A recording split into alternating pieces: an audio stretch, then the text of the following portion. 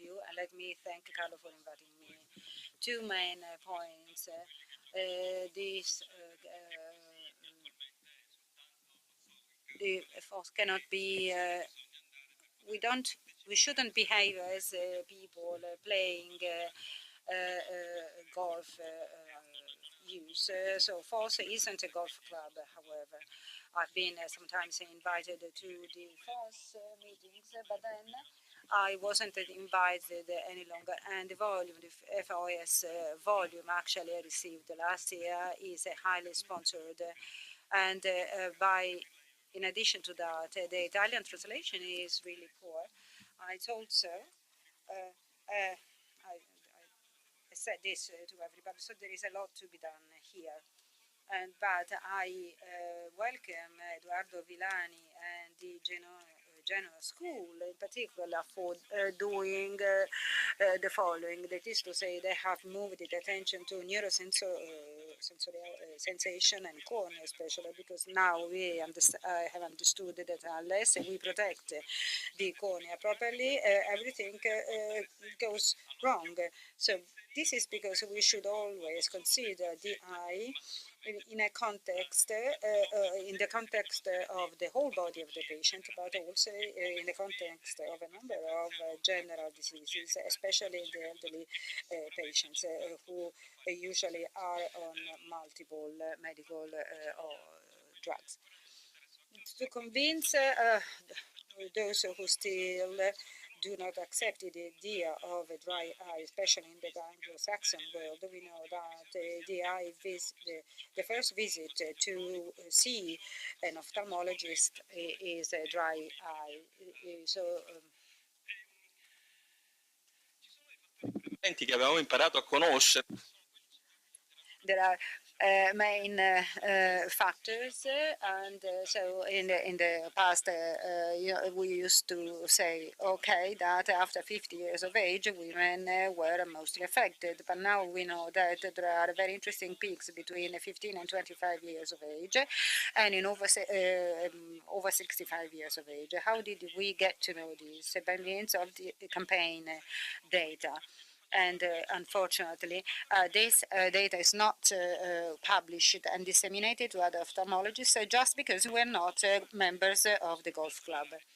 Okay, so Guerra, please, I don't want to make you angry, but I'm really being honest here. The medications can cause dry eye, so antihistamines, antidepressants, and others may affect the dry eye, but also acetic acid, glycolic acid, fillers. So everything changing, anything changing our eyelids at any age. And it is very interesting data on the change and the alteration of the tear film and the evaporative damage caused by the anti-aging systems.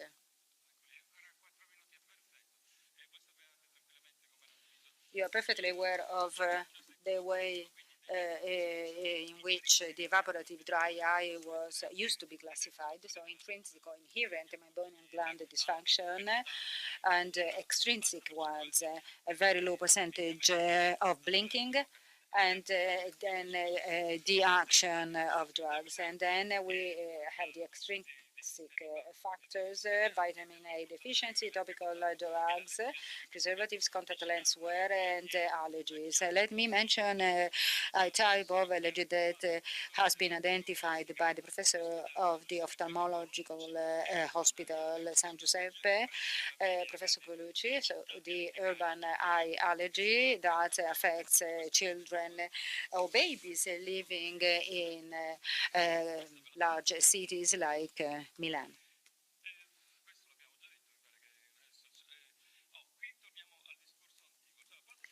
Okay, Pathophysiology of chronic dry eye disease. So, although what you cannot be cured of it, it is a chronic disease that may be managed and one can live with, but for sure the patient will never get rid of it altogether. And, with acute dry eye, the patient gets anxious, but with a chronic dry eye, patients tend to become depressed. So this is pathophysiology of the cornea. So no signal gets to the brain, and so the brain doesn't know that tears must be produced and released.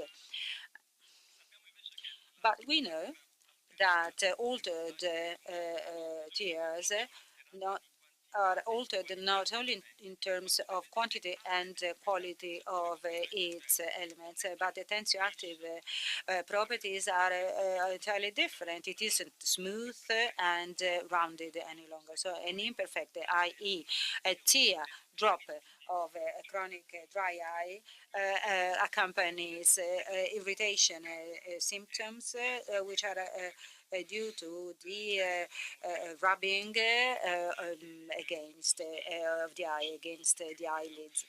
These are the typical tests. Now the triscope or the tearscope, sorry, has come to the market.